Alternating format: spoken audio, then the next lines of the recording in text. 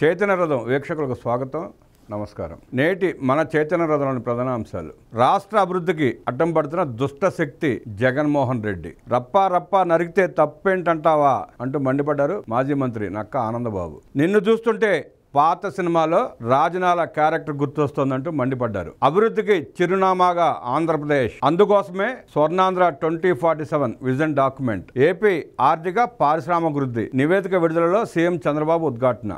నివేదిక రూపొందించిన Tata Sons chairman Chandrasekhar నేతృత్వంలోని టాస్క్ ఫోర్స్. రాష్ట్ర అభివృద్ధికి విజన్ 2047 సాధనకు టాస్క్ ఫోర్స్ 120 సిఫార్సులు. రాష్ట్రంలో పెట్టుబడులకు ఎస్కాట్ సర్వీస్ అందిస్తున్నామన్న ముఖ్యమంత్రి చంద్రబాబు నాయుడు. అమెరికాకు సిలికాన్ వ్యాలీలానే అమరావతి దేశానికి క్వాంటం వ్యాలీ అవుతుందన్నారు. జాతీయ నిర్మాణం, సంపద సృష్టిలో పరిశ్రమల భాగస్వామ్యం కీలకమని స్పష్టీకరణ. 30 లక్షల కోట్ల రూపాయల పెట్టుబడి ఆకర్షణ లక్ష్యమని వెల్లడి.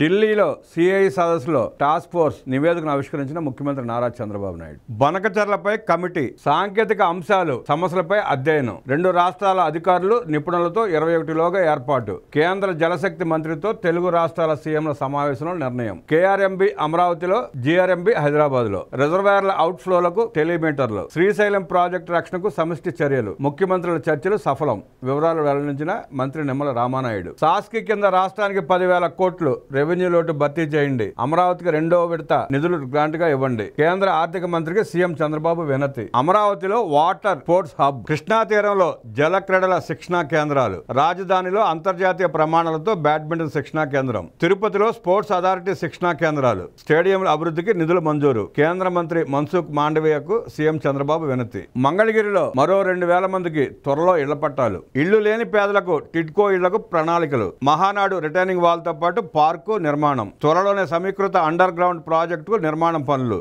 మంగళగిరి నియోజకవర్గ అభివృద్ధి పనులపై సమీక్షలో మంత్రి లోకేష్. వైసీపీ నేతల అండతో భూ కబ్జా, కంప్యూటర్ ఆపరేటర్ నిర్వాకం. ప్రజా వినతుల్లో బాధితుడి ఫిర్యాదు. కనికరించి కష్టాలు తీర్చండి. మంత్రి నారా లోకేష్ 67వ రోజు ప్రజా దర్బార్. మంత్రిని స్వయంగా కలిసి సమస్యలు విన్నవించిన ప్రజలు. ప్రతి విజ్ఞప్తిని పరిశీలించి పరిష్కారానికి కృషి చేస్తామని మంత్రి భరోసా.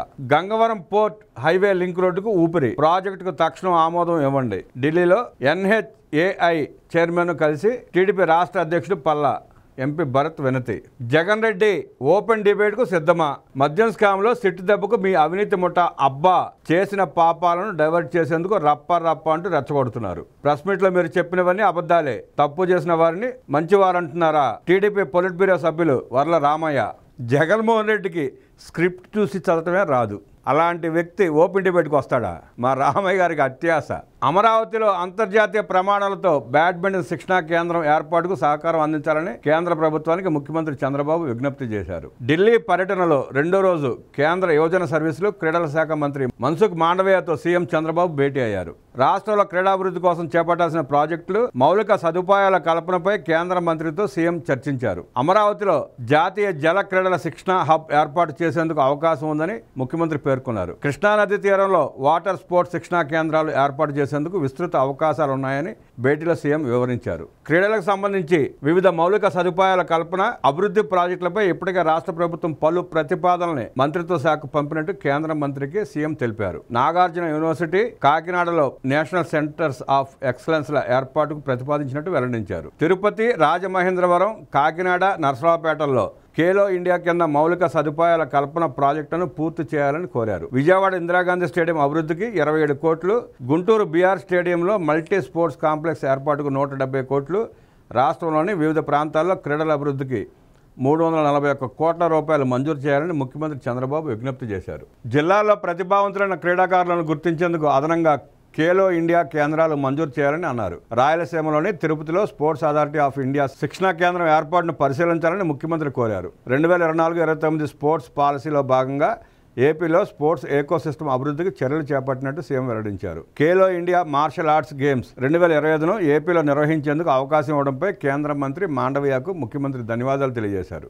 విజయవాడ, విశాఖపట్నం తదితర నగరాల్లో అత్యుత్తమ క్రీడా వేదికలపై వీటిని నిర్వహిస్తామని సీఎం స్పష్టం చేశారు. Khelo India martial arts games నిర్వహణకు 25 కోట్లు విడుదల చేయాలని కేంద్ర మంత్రిని కోరారు.